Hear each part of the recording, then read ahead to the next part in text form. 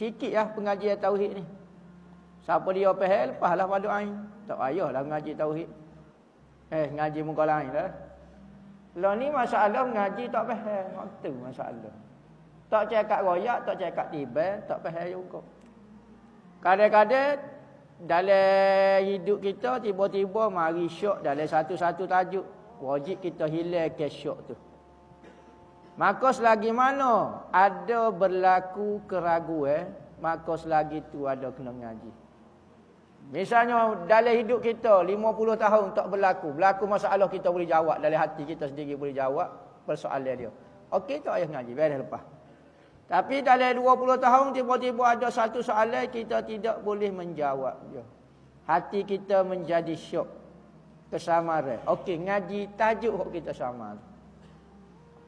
Hok ngaji hok ni untuk fardu ain, kena tahu berlaku. Hok lain tengok kalau berlaku syok baru wajib ngaji, tak berlaku sampai mati tak ada syok gapo, tak payah.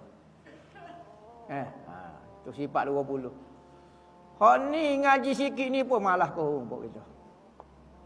Ngaji muka lain nak, buat muka lain nak, gotu nak, tapi belajar untuk lepas ke fardu ain yang menyebabkan seorang boleh masuk dalam syurga. Tak ada akidah ni, tak ada harapan nak masuk syurga. Dah tak ada akidah.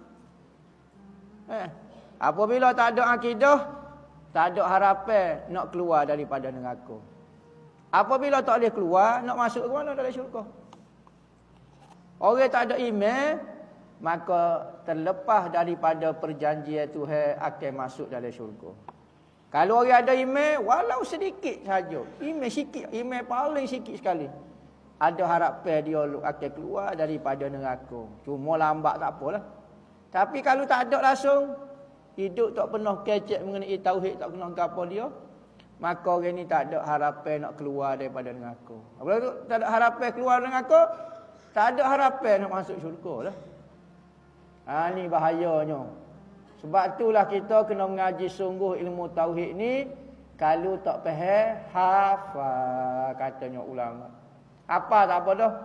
Allah wujud kidan baqaq mukhalafatuhu ta'ala lil hawadith qiyamuhu bi nafsihi wa daniyah qudrat irada ilmu hayat sama basaq kalam.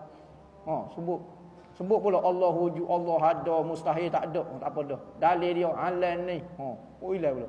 Allah Taala wajib kidan, tidak ada permulaan, mustahil ada permulaan. Dalil dia alam ni. Apa tak apa dah. Kalau orang hafal sekalipun dia tak berapa nak faham, bagi orang-orang tua katanya Tok Guru Haji Daud Bukit Abah kata hafal pun tak apa dah. Dah nak ngaji tak faham, tak cakap royak tak faham. Nak dia itu ngaji usaha dah lah, syarat usaha lah. Kalau mari-mari nak ngapa selalu tak si ngaji tak si faham tak boleh. Dia kena faham dulu. Ngaji apabila tak faham paksa ngapa lah. Maka kalau ngapa, tak apa, sekurang-kurangnya dapat dah sikit email apa. Email sebesar zarah. Katanya tu dah khabar. Email sebesar zarah lah tu. Apabila email sebesar zarah, ada harapan keluar daripada neraka. Masalah lambat kau silap dia, Tuhan ubuh dalam neraka sebab tak mengaji, sebab tak sungguh. Tak apalah, tapi ada harapan nak keluar tu. Kalau tak ada langsung, tak ada harapan. Tak boleh keluar. Tak boleh keluar. Bila-bila? Tak ada. Ni kita takut ni. Ngaji sungguh dalam bab akidah hawewe. Kitab ni dulu Pok Sumit Bukit Bosuk Sumit Gunung ni nak baca. Dulu dia ngajar dulu kitab ni. Kitab ni pih lah bab tauhid. Tak payah panjang-panjang tauhid nak pergi tu ya. Tauhid ni bekah. Bekah tak syarat banyak, cukup dah lah. Lepas tu buat apa dia bekah tu? Nak isi pahala lah. Kalau tak ada bekah, nak isi pahala mana? Tauhid ni bekah, cukup beres lah. Cukup bekah. Kalau tak ada tauhid, haba'an mansura. Amalan tu jadi debu yang diterbai oleh angin. Dah tak ada tempat, tak ada bekas nak letak. Tujuan tauhid adalah sebagai bekas kepada amalan kita. Pahala bubuh dia ni. Pahala semayat, bubuh dalam bekas. Pahala puasa, bubuh dalam bekas. Kalau tak ada tauhid, tu tengok orang kafir, orang tak percaya kepada Allah. Ada bekas dia? Tak ada.